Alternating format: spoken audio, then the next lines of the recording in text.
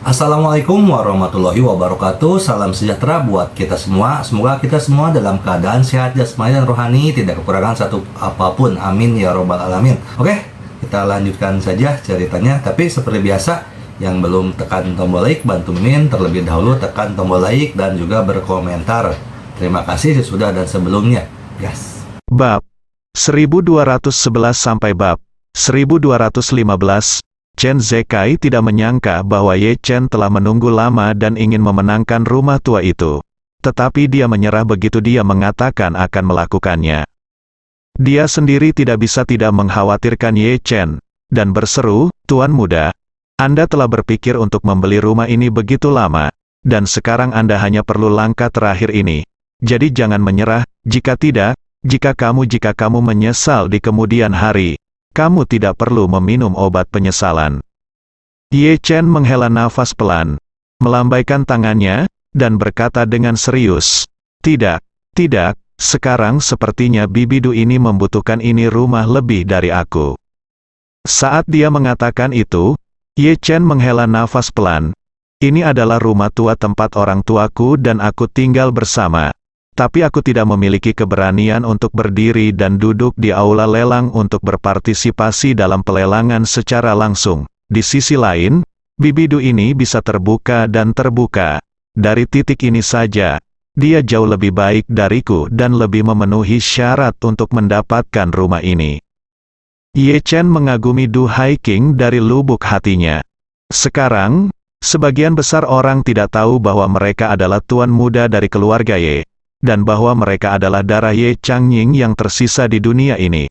Oleh karena itu, untuk berhati-hati, saya tidak berpartisipasi secara terbuka dalam hal ini, lelang, dan bahkan mendaftar untuk pelelangan atas nama pengemudi Chen Zekai.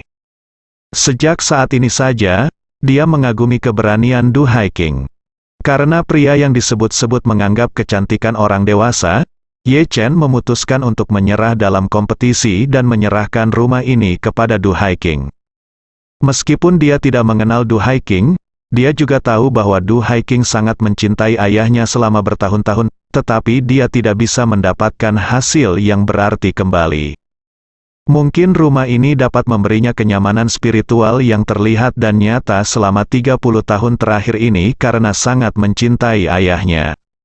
Ini juga bisa dianggap sebagai generasi ayah saya yang sudah meninggal, berterima kasih atas persahabatannya selama bertahun-tahun.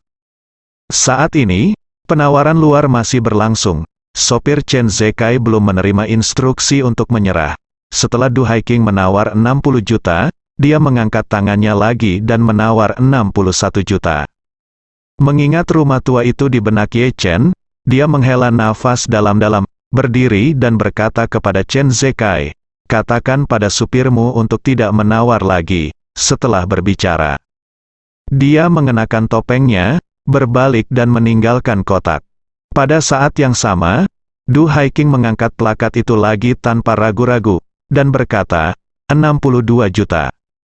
Melihat ini, Chen Zekai buru-buru mengejarnya, dan pada saat yang sama dengan cepat mengirim pesan suara ke pengemudi, "Hentikan pelelangannya, jangan menawar lagi."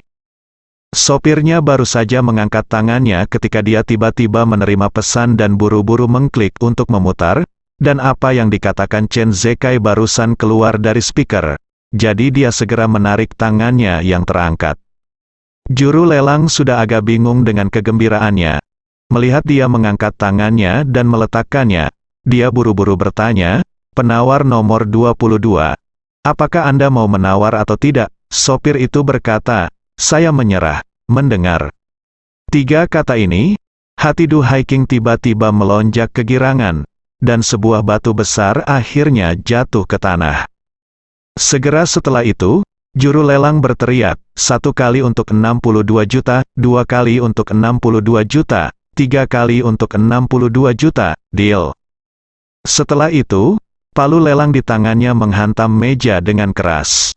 Dengan ledakan itu, Du Haiking langsung menangis kegirangan. Beberapa hari terakhir ini, dia tidak bisa tidur malam dan memikirkan makanan dan minuman karena rumah ini, dia ingin membelinya dengan sepenuh hati, tapi juga khawatir akan terjadi sesuatu yang tidak terduga. Sekarang, akhirnya, debunya sudah hilang. Meski harganya jauh melebihi nilai aslinya sebagai sebuah rumah, bagi Du Haiking, rumah ini tak ternilai harganya. Dia jatuh cinta pada Ye Changying sejak dia masih muda dan cuek, hingga Ye Changying menikah, dan hingga Ye Changying meninggal, cintanya pada Ye Changying tidak pernah pudar sedikitpun. 30 tahun kemudian, Ye Changying hanya meninggalkan kenangan yang tak terhapuskan dan beberapa foto lama untuknya. Belum lagi meninggalkan tanda kesedihan untuk dirinya sendiri. Bahkan jika dia ingin pergi ke makam Ye Changying untuk memberi penghormatan, itu sama sulitnya dengan pergi ke surga. Sekarang, saya akhirnya membeli rumah tua tempat dia dulu tinggal, dan akhirnya memiliki tempat untuk menaruh emosi di hati saya selama lebih dari 30 tahun. Su Ziyu merasakan emosi campur aduk saat melihat ibunya menangis. Sambil merasa kasihan atas kegilaan ibunya selama bertahun-tahun, dia juga bersimpati dengan kepercayaan ayahnya yang tidak manusiawi selama ini. Namun, setelah dipikir-pikir lagi, saya memikirkan fakta bahwa ayah saya telah selingkuh secara fisik dan memiliki anak perempuan tidak sah yang hanya 1 tahun lebih muda dari saya, dan merasa bahwa ayah saya tidak layak untuk mendapat simpati. Kemudian, dia memikirkan dermawannya lagi. Melihat kegilaan ibunya sepanjang hidupnya, dia tidak bisa menahan diri untuk bertanya pada dirinya sendiri, Su Ziyu, jika kamu tidak dapat menemukan dermawanmu, apakah kamu akan terjebak seperti ibumu dan tidak pernah keluar? Jika itu masalahnya kasusnya, kamu tidak seberuntung ibumu. Setidaknya, dia masih tahu bahwa Ye Changying, dan dia tumbuh bersama Ye Changying, dan mereka memiliki banyak pengalaman dan masa lalu yang sama, dan kamu bahkan tidak tahu nama dermawannya. Kamu rindu. Pada saat ini, di pintu belakang pavilion Zhenbao, Ye Chen, mengenakan topeng, berjalan keluar dengan cepat dari lorong. Setelah keluar, dia menatap langit yang agak mendung, matanya berkaca-kaca. Sejak orang tuanya meninggal ketika dia berusia 8 tahun, Ye Chen, seperti Du Haiking, tidak punya perasaan apapun terhadap orang tuanya. Dia bahkan tidak sebaik Du Haiking, karena setidaknya Du Haiking masih memiliki beberapa foto lama, tetapi Ye Chen bahkan tidak menyimpan satu pun foto orang tuanya. Setelah kecelakaan orang tuanya, bersama dengan mayat orang tuanya dan semua barang di rumah tua itu, mereka diterbangkan ke Yanjing dalam waktu yang sangat singkat. Seolah-olah Ye Chen memasuki panti asuhan dengan hanya mengenakan satu setelan jas. Sejak saat itu, dia hampir kehilangan segalanya, semua barang yang bisa ditaruh di duka. Hingga beberapa waktu lalu, ketika Gu Yanzong menyempatkan diri ke Gunung Yeling untuk memberi penghormatan kepada orang tuanya, ia bahkan tidak mengetahui di mana orang tuanya dimakamkan. Oleh karena itu, rumah ini membawa segala kerinduannya pada orang tuanya. Semenit yang lalu, Ye Chen juga bertekad untuk memenangkan rumah ini. Ia bahkan merasa meski mengeluarkan uang ratusan juta, bahkan ratusan juta, ia pasti akan membeli rumah ini. Namun, pada saat itu, dia tiba-tiba memutuskan untuk menemui Du Haiking. Kini, dia tidak menyesali keputusannya. Dia hanya merasa sedikit sedih dan sedih karena kehilangan rumah ini. Chen Zekai mengusirnya, melihat mata Ye Chen berkaca-kaca, dia terkejut. Mengenal Ye Chen begitu lama, ini pertama kalinya dia melihat Ye Chen dengan air mata berlinang. Dia tidak bisa menahan rasa kagum di dalam hatinya. Apakah ini masih Tuan Ye yang dikagumi banyak orang? Apakah ini masih Tuan Ye yang keluar dari longsoran salju menghadap matahari terbit ketika petir mengubur 8 Raja Surgawi Wu, keluarga di kaki Gunung Changbai? Saat ini, dia seperti anak kecil yang tidak dapat menemukan jalan pulang, menderita dan tidak berdaya. Pada saat ini, saat Chen Zekai merasa kasihan pada tuan mudanya, dia juga mengaguminya sedikit lagi di dalam hatinya. Ye Chen tidak lagi sesederhana dengan enggan melepaskan cintanya, dia meninggalkan semua penyesalan pada dirinya sendiri, dan menyerahkan keselamatan psikologis dan kelahiran kembali kepada Du Haiking. Memikirkan hal ini, Dia tidak bisa menahan nafas, melangkah maju, dan bertanya dengan suara rendah, "Tuan, apakah kamu baik-baik saja?" "Saya baik-baik saja." Ye Chen melambaikan tangannya, menahan air matanya, dan berkata, "Chen tua, kamu bisa mengantarku ke rumah tua untuk melihat-lihat, sementara Bibi Du masih tinggal untuk menjalani beberapa formalitas. Aku ingin pergi dan melihat-lihat, setelah dia selesai menyerahkannya. Itu tidak akan terjadi. Tidak akan berlebihan jika aku memikirkannya lagi. Itu mudah." Chen Zekai berkata dengan tergesa-gesa, "Baiklah Tuan Muda. Tunggu sebentar, saya akan segera menyetir."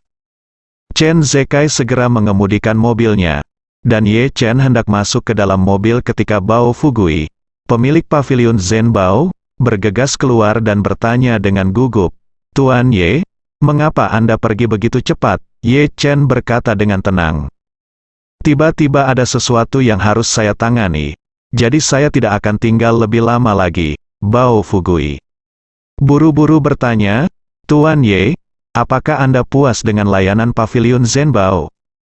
Menghela nafas lega, dan dengan cepat bertanya, "Ngomong-ngomong, Tuan Ye, apakah ada hal lain yang lebih Anda minati tentang barang lelang hari ini? Jika demikian, tolong beritahu saya, dan saya pasti akan membantu Anda." "Ambillah." Ye Chen gemetar kepalanya dan berkata sambil tersenyum, "Tidak ada yang saya minati di pelelangan.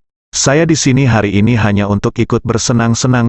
Anda tidak perlu terlalu memperhatikan." Lalu, dia menunjuk ke Rolls-Royce di depannya, dan berkata kepada Bao Fugui, "Aku masih ada yang harus dilakukan, jadi aku pergi dulu. Ayo kita berkumpul lain kali ketika aku punya waktu." Bao Fugui buru-buru mengangguk dan membungkuk dan berkata, "Tuan Ye, silakan berjalan pelan-pelan. Jika pavilion Zhenbao mengadakan lelang lagi lain kali, saya pasti akan memberitahu Anda sebelumnya. Hubungi." Ye Chen mengangguk, mengucapkan selamat tinggal pada Bao Fugui, dan masuk ke dalam mobil. Setelah itu, Chen Zekai mengantar Ye Chen ke rumah tua tempat Ye Chen tinggal bersama orang tuanya. Bao Fugui melihat Rolls-Royce Ye Chen meninggalkan Treasure Pavilion, lalu berbalik dan kembali ke tempat pelelangan. Saat ini, Du Haiking yang akhirnya memotret bekas kediaman orang tua Ye Chen dengan harga setinggi 62 juta, sudah sampai di back office pelelangan dan mulai menjalani prosedur pembelian rumah bersama para staf Departemen Kehakiman. Memandang Du Haiking dengan kaget, dan berkata, "Nyonya, apakah Anda yakin ingin membeli properti ini dengan harga tinggi 62 juta? Jika Anda melanggar kontrak, kami hanya akan memotong deposit penawaran 10.000 yuan Anda, dan kemudian menambahkan Anda ke daftar hitam selama 1 tahun. Apakah Anda ingin memikirkannya lagi? Bagaimanapun, ini adalah lelang yudisial, dan semua hasil dari lelang akan digunakan untuk tergugat membayar kembali jumlah yang terlibat. Oleh karena itu, tidak peduli berapa banyak atau sedikit yang Anda jual, tidak ada kepentingan nyata dari Departemen Kehakiman, sehingga mereka berharap produk dalam lelang yudisial dapat dijual dengan rasio harga kinerja yang sebenarnya. Mereka merasa harga yang ditawarkan Du Haiking terlalu keterlaluan, dan rumah itu tidak bernilai uang sebanyak itu. Setelah Du Haiking membayar uangnya, tidak akan ada ruang untuk bertobat. Semua hasil lelang rumah akan segera digunakan untuk kompensasi hukum, dan sama sekali tidak ada ruang untuk penyesalan.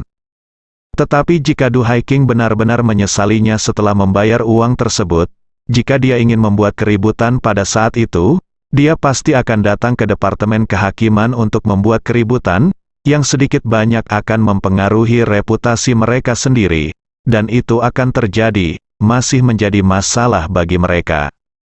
Oleh karena itu, untuk mencegah masalah, mereka berharap Du Haiking tidak dimanfaatkan, dan yang terbaik adalah segera bertobat. Ketika lelang yudisial berikutnya diadakan, mereka akan mengambil rumah ini lagi dan menawar harga pasar normal. Dengan cara ini, semua orang akan senang. Selain itu, dalam hati mereka juga merasa bahwa Du Haiking pasti sudah mengalahkan orang itu saat itu juga. Itu sebabnya Anda terus menaikkan harga setiap kalimat. Kalau tidak, orang normal manapun tidak akan bisa menawarkan harga yang luar biasa seperti itu. Namun, Du Haiking berkata dengan sangat tegas saat ini, saya tidak perlu memikirkannya, tolong tangani pembayaran dan proses transfer selanjutnya untuk saya sesegera mungkin. Lebih cepat lebih baik, terima kasih. Staf menyeka keringat mereka dan berkata. Dengan serius, dia menjelaskan, Bu, harga awal rumah yang ingin Anda beli hanya 880.000 yuan, dan harga pasar tertinggi sekitar 1,3 juta yuan. Harga lelang Anda saat ini adalah 62 juta yuan, yang harganya hampir 5 yuan lebih murah, 10 kali lipat. Anda benar-benar tidak perlu memikirkannya lagi. Du Haiking menggelengkan kepalanya, dan berkata dengan tegas, saya sudah memikirkannya dengan jelas. Jadi saya tidak perlu melakukannya, pikirkan lagi. Tolong bantu saya secepatnya. Beberapa anggota staf bertukar pikiran satu sama lain sambil melihat. Salah satu dari mereka berkata, dalam hal ini, kami akan menangani proses pembayaran selanjutnya untuk Anda. Apakah Anda saldo rekening bank cukup? Du Haiking mengangguk, cukup. Oke. Staf itu menahan diri dan mengeluarkan mesin pos, dan berkata, Bu, mohon konfirmasi bahwa batas transaksi harian bank penerbit kartu Anda baik-baik saja. Banyak pengguna yang menetapkan batas transaksi harian secara default sebesar 1 juta yuan. Jika batas transaksi Anda tidak cukup, silakan hubungi bank. Su Ziyu di samping berkata dengan tidak sabar, mengapa Anda memiliki begitu banyak masalah? Tidak bisakah Anda menggesek kartu Anda saja? Jika kartu kami terhubung, jika batas transaksi tidak cukup, bagaimana mungkin menunggu di sini untuk pembayaran? Staf berkata dengan canggung, maaf Bu, alasan utamanya adalah kami belum pernah melakukan satu transaksi sebanyak itu. Jadi saya ingin menghubungi Anda. Kalian berdua mengonfirmasi dengan jelas. Saya benar-benar minta maaf. Setelah selesai berbicara, staf memasukkan nomor di mesin pos, dan setelah memastikan kebenarannya, menyerahkannya kepada Du Haiking dan berkata, Nyonya, tolong gesek kartu Anda. Du Haiking mengangguk dan mengeluarkan kartu itu. Berikan kartu bank tersebut kepada pihak lain. Lalu masukkan kata sandinya. Segera setelah itu, mesin pos akan menampilkan bahwa bank tersebut memiliki dipastikan transaksi berhasil dipotong, sehingga otomatis tercetak slip transaksi. Para staf sangat kagum, sepertinya orang kaya sama sekali tidak menganggap serius uang, dan menghabiskan puluhan kali lebih banyak bukanlah apa-apa bagi mereka. Setelah itu, staf mengeluarkan 5 salinan perjanjian jual beli rumah dan berkata kepada Du Haiking, Nyonya, mohon periksa rincian kontraknya. Jika tidak ada masalah, masing-masing dari 5 perjanjian jual beli rumah harus ditandatangani, dan setiap halaman harus ditandatangani. Perlu ditandatangani untuk konfirmasi. Du Haiking mengangguk, membuka buku dan melihat dengan kasar persyaratannya, dan setelah memastikan bahwa kepemilikan hak milik sudah jelas dan tidak ada masalah, dia segera mulai menandatangani namanya di kontrak. Di saat yang sama, keluarga Yan Jingsu, Su Soude berkata kepada Tuan Tua Su Cheng Feng dengan marah, kakak ipar, wanita ini benar-benar tidak tahu bagaimana menyanjungnya. Dia tidak hanya pergi ke pelelangan, tetapi dia juga membeli rumah dengan harga 62 juta yuan.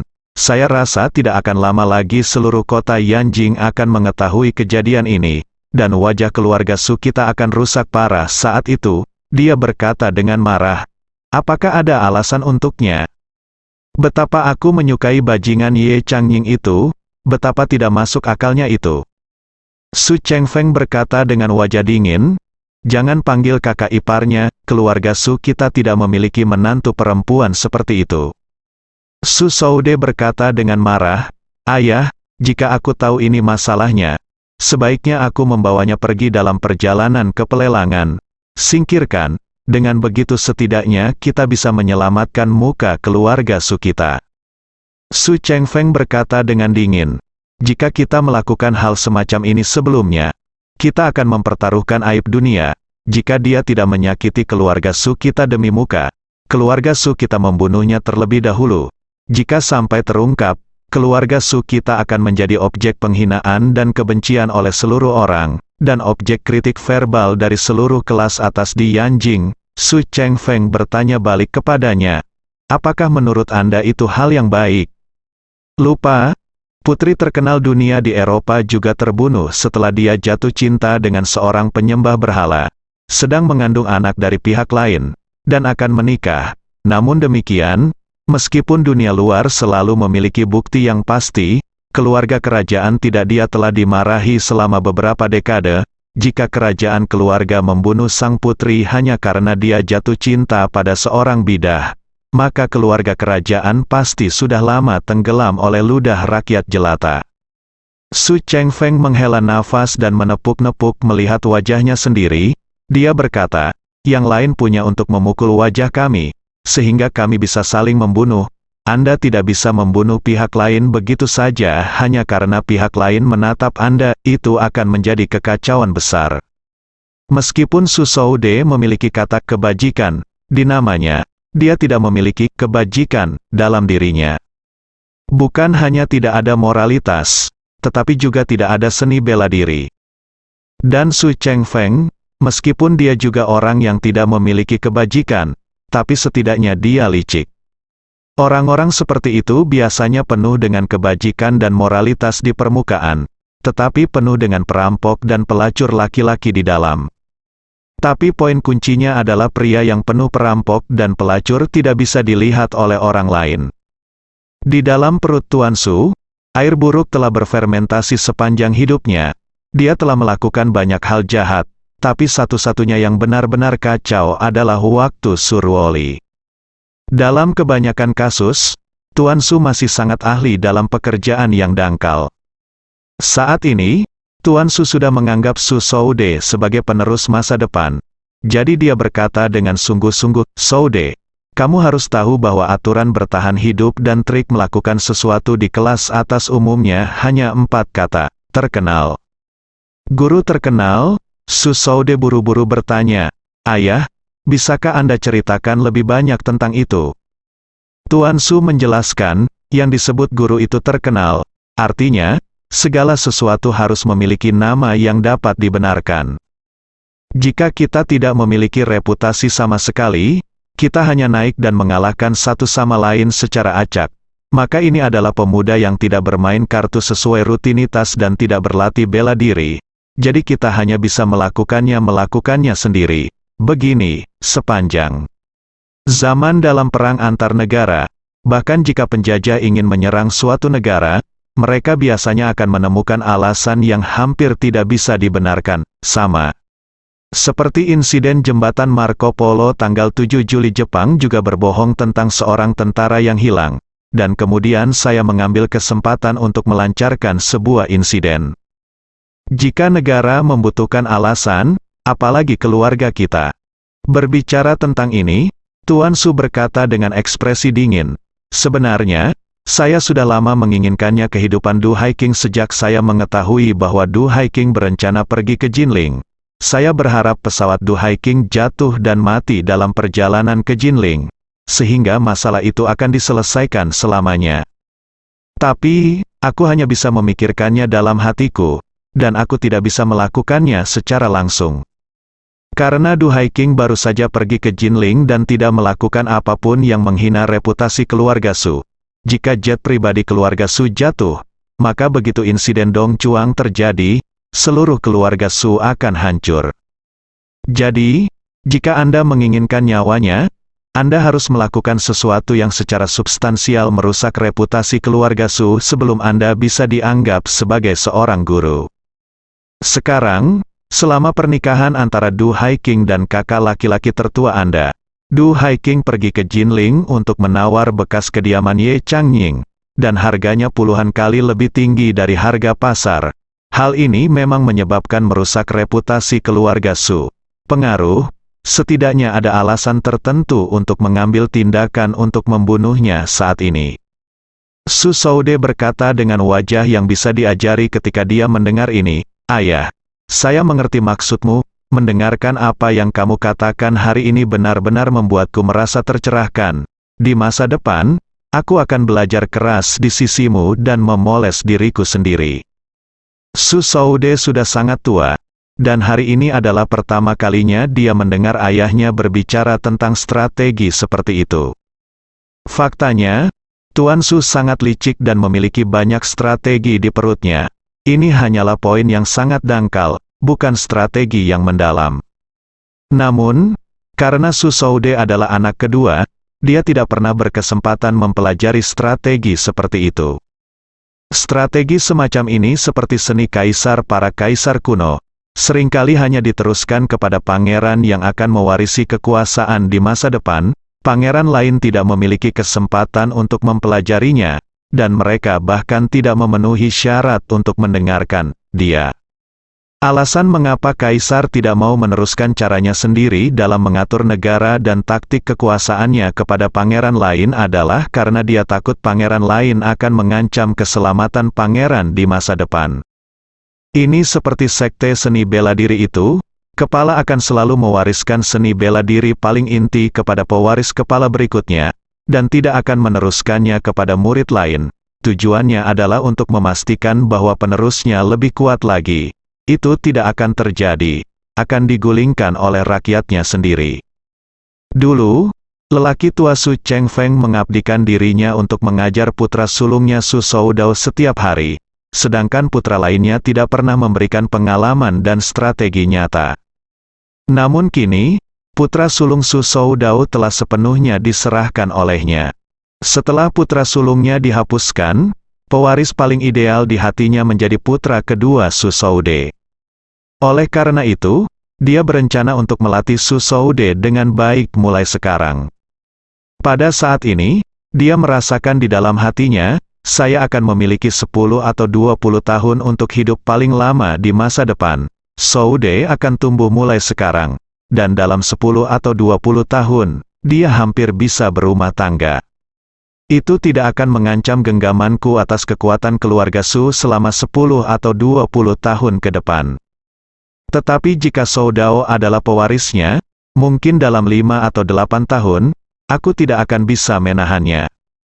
Dari sudut pandang ini, pasti merupakan hal yang buruk ketika sesuatu terjadi pada situasi saat ini.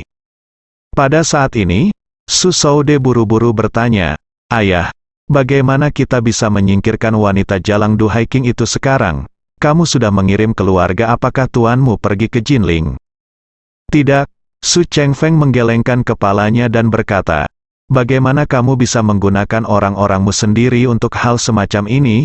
Bukankah itu menimbulkan masalah bagi dirimu sendiri?" Su Soude bertanya dengan bingung, "Ayah, bukankah kita sudah mengatakan bahwa kita harus terkenal sebagai seorang guru? Sekarang Du Haiking telah menghina tradisi keluarga. Bukankah kita sudah punya alasan untuk melakukannya?" Su Chengfeng ditegur dengan kecewa. "Soude, menjadi terkenal sebagai guru adalah syarat yang perlu. Tapi itu bukan satu-satunya syarat. Kalau dibilang selama kamu menutupi wajah dan lari telanjang, kamu tidak akan dikenali. Lakukan kamu hanya memakai masker dan tidak memakai celana saat keluar nanti." Su Soude berkata dengan ketakutan, "Ayah, aku..." "Bukan itu maksudku." Su Chengfeng mendengus dingin, dan berkata dengan tajam, "Dengarkan baik-baik, meskipun gurunya adalah guru terkenal, kita harus berusaha semaksimal mungkin untuk melepaskan diri dari hal-hal seperti ini yang merenggut nyawa orang." Sambil berkata, dia menambahkan kalimat lain, "Guru yang baru saja saya katakan itu terkenal, berikan saja kami mundur. Yang paling penting bagi kami adalah tidak ditemukan oleh pihak lain. Solusi terbaik untuk masalah ini adalah menemukan cara untuk menyingkirkan Du Haiking. Dan meskipun seluruh dunia berpikir bahwa keluarga Su kami pasti melakukannya, tidak ada yang bisa menemukan bukti substantif. Sama seperti putri Eropa yang terkenal, siapapun yang memiliki mata yang tajam tahu bagaimana dia meninggal. Tapi apa gunanya? Tidak ada yang bisa memberikan bukti langsung atas pembunuhannya. Pada akhirnya, dia hanya bisa mengatakan bahwa dia meninggal dalam kecelakaan mobil atau kecelakaan. Ambil langkah mundur, bahkan jika dunia luar memiliki bukti pembunuhan keluarga kerajaan terhadapnya. Keluarga kerajaan setidaknya memiliki alasan untuk membebaskan atau mengurangi kejahatan tersebut, misalnya, dia mengandung anak kafir dan rencana Untuk menikahi seorang kafir akan merusak keagungan keluarga kerajaan. Misalnya, dia telah melahirkan seorang pangeran untuk keluarga kerajaan. Tetapi begitu dia menikah dengan seorang kafir untuk kedua kalinya, dia akan melahirkan seorang bayi kafir. Dan bayi kafir ini, yang kebetulan adalah saudara tiri pangeran keluarga kerajaan, di manakah ini menempatkan wajah pangeran, wajah seluruh keluarga kerajaan, dan wajah seluruh bangsa, ini semua adalah guru kerajaan. Alasan menjadi terkenal juga untuk membersihkan dirinya sendiri setelah insiden Dong Chuang di masa depan. Su Zhoude buru-buru bertanya, "Ayah, lalu Anda punya cara untuk membuat kematian Du Haiking tidak?" Jelas, Cheng Feng mencibir dan berkata, "Aku mengejarnya, bukan untuk membuatnya mati tanpa bisa dimengerti, tapi untuk membuatnya mati dengan sempurna." Mendengar kata-kata Tuan Su Zhoude segera bertanya dengan penuh semangat, "Ayah, cara baik apa yang Anda miliki untuk membuat kematian Du Haiking sempurna?" Ingin penjahat? Berikan keluarganya 10 juta biaya penyelesaian dan biarkan dia melarikan diri ke Jinling. Su Zhoude buru-buru bertanya, "Ayah, apakah Anda ingin membunuh penjahat yang dicari itu?" Tuan Su berkata dengan acuh tak acuh, "Adalah baik membiarkan penjahat yang dicari itu melakukannya. Tetapi keseluruhan rencananya tidak sesederhana yang Anda pikirkan." Lalu, orang tua itu melanjutkan, "Saya sudah mendengar ada orang yang membocorkan berita ini ke polisi Jinling setempat, dan saya yakin polisi Jinling akan segera mencari penjahat yang dicari ini di seluruh kota. Dia bertanggung jawab atas banyak pembunuhan, dan jika dia tertangkap, dia akan mati. Jadi dia secara alami akan melarikan diri dengan putus asa di bawah kejaran polisi. Pada saat itu, dia akan berlari mengelilingi Jinling seperti ayam tanpa kepala, dan kemudian melarikan diri secara kebetulan, pergi ke lokasi lelang. Ketika dia tiba di lokasi pelelangan, polisi Jinling pasti akan mengirim sejumlah besar orang untuk mengepung seluruh paviliun Zhenbao. Kemudian dia akan menjadi seperti kura-kura di dalam guci. Wajar jika dia menyandera beberapa orang di dalam guci. Panik. Pada saat itu, untuk bertahan hidup, penjahat yang dicari ini secara alami akan menyandera sebagai ancaman dan pergi bersama para sandera.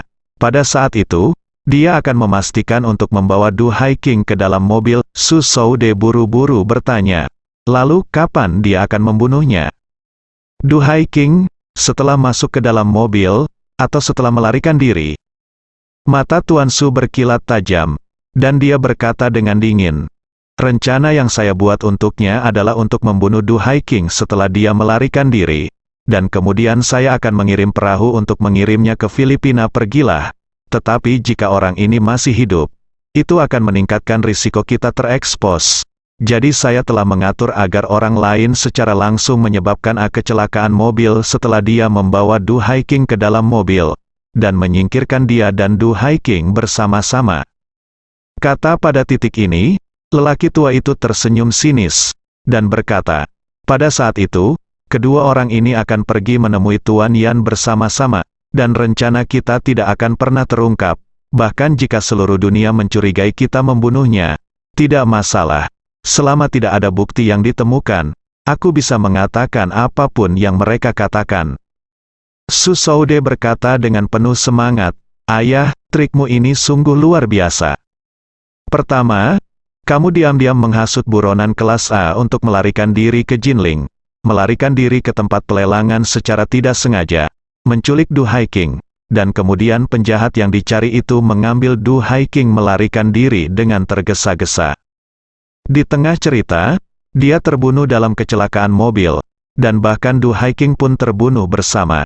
Sebab dan akibat sempurna, dan sepertinya Du Haiking ada di balik layar. Saya percaya tidak ada yang akan mencurigai keluarga Su kita. Benar-benar sempurna."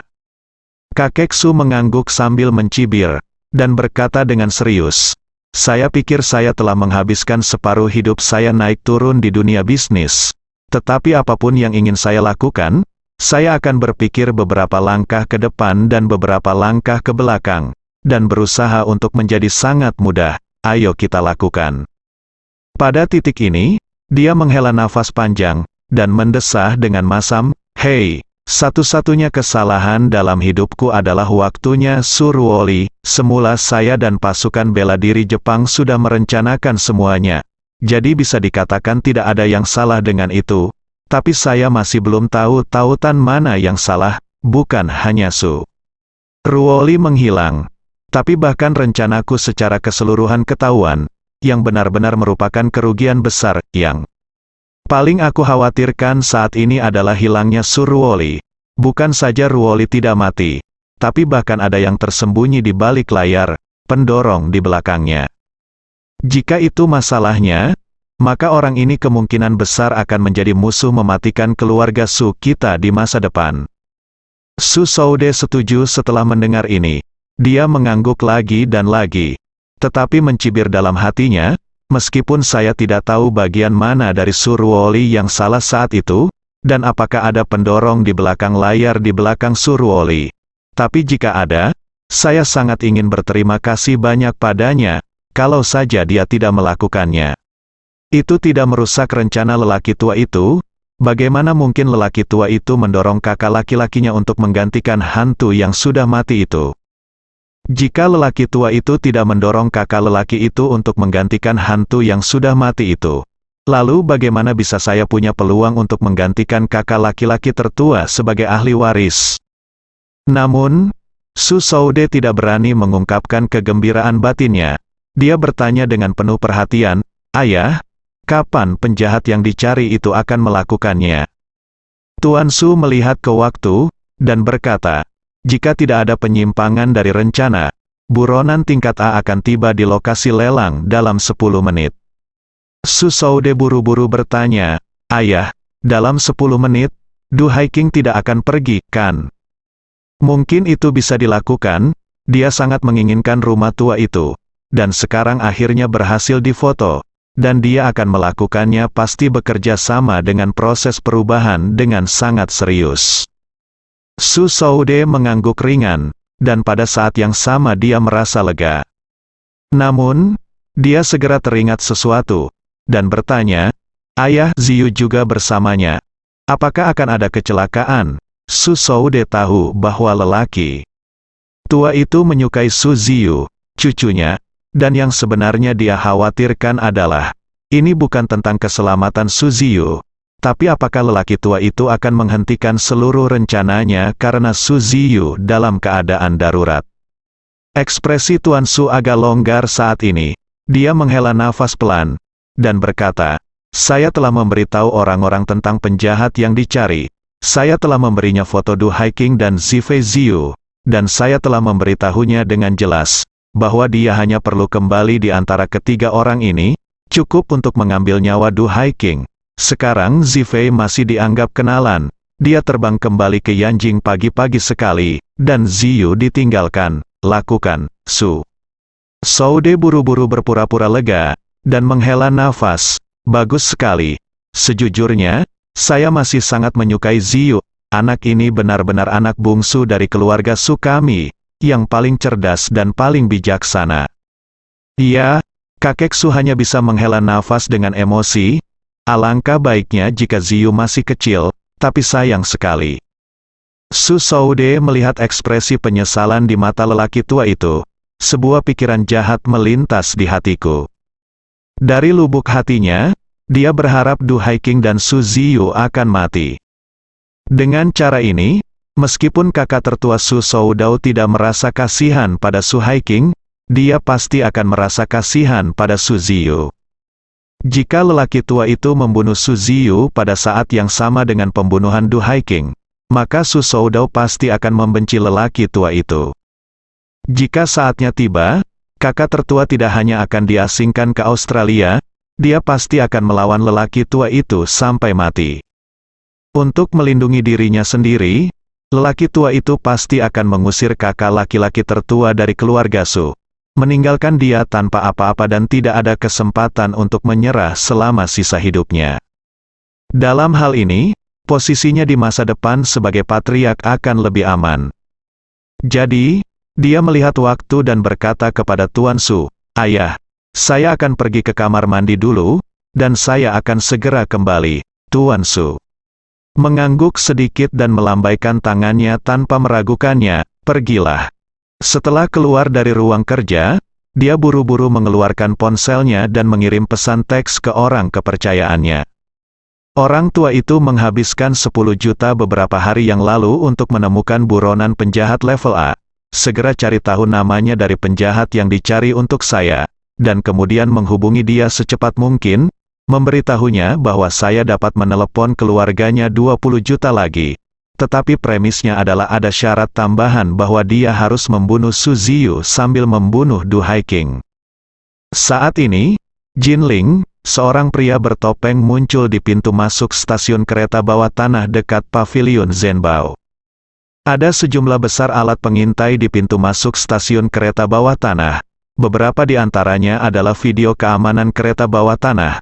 Beberapa adalah pengawasan Skynet kota, dan ada beberapa kamera kelas atas baru yang dilengkapi dengan fungsi pengenalan wajah.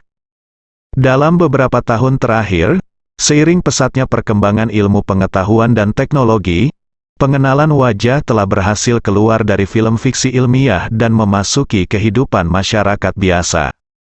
Tidak hanya ponsel yang mendukung pengenalan wajah, tetapi yang lebih penting, polisi juga memiliki serangkaian sistem pengenalan wajah yang terhubung dengan data besar.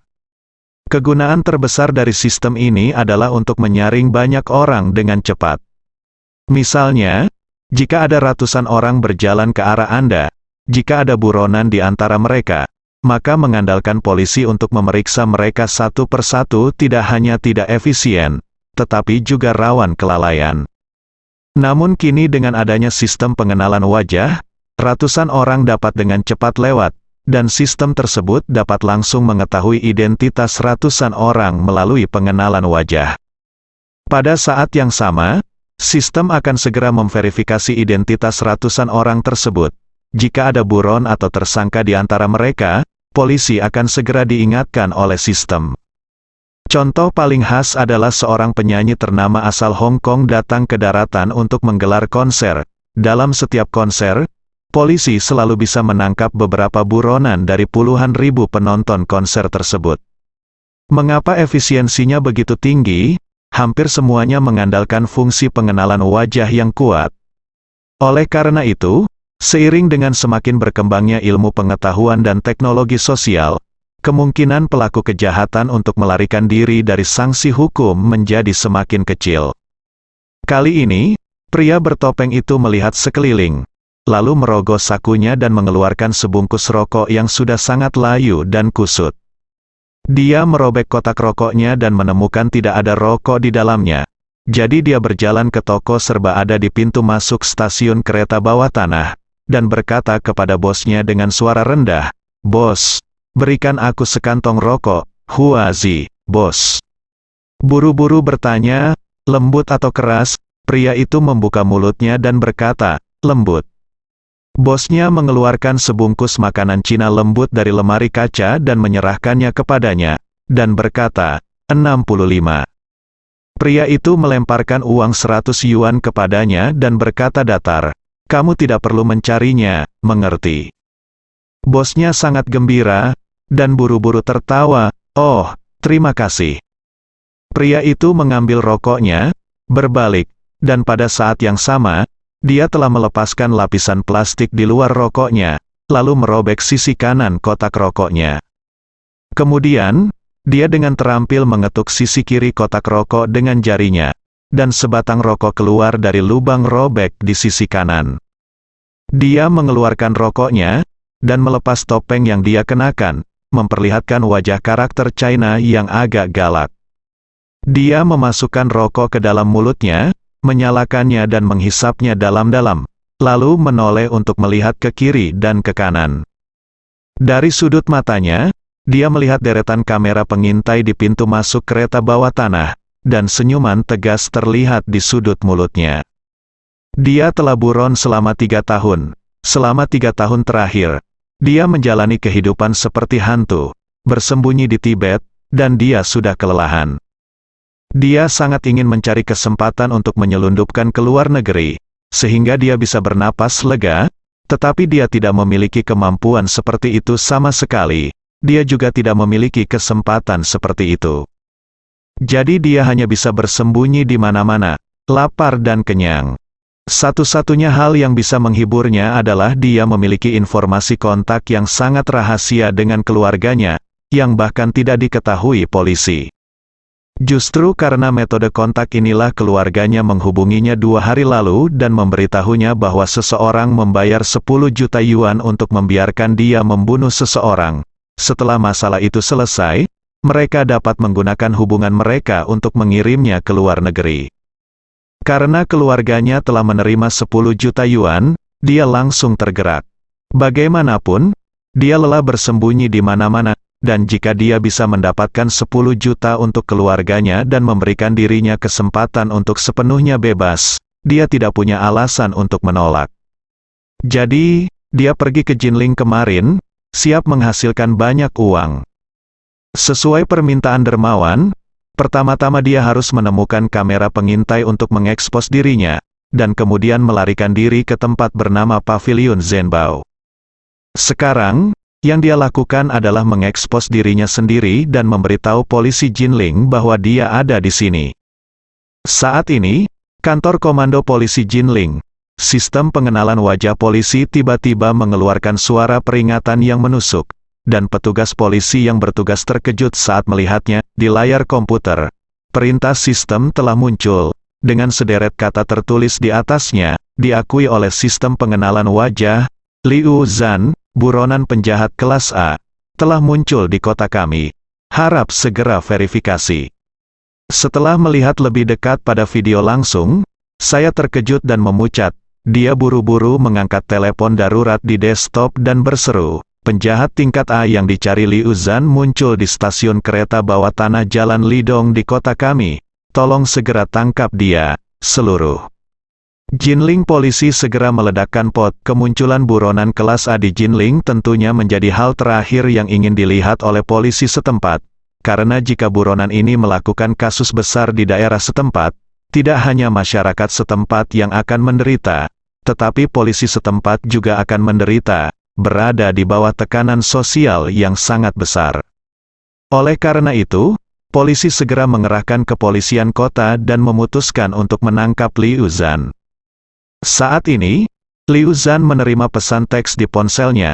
Polisi Jinling telah menemukan Anda, sebuah mobil patroli bergegas untuk menangkap Anda. Perhatikan sisi kanan Anda, masih ada jarak 800 meter dari Anda. Liu Zhan selesai membaca. Dia mengertakkan gigi dan menatap ke sisi kanan tanpa berkedip. Tak lama kemudian, sebuah mobil polisi muncul di kejauhan dan mendekat.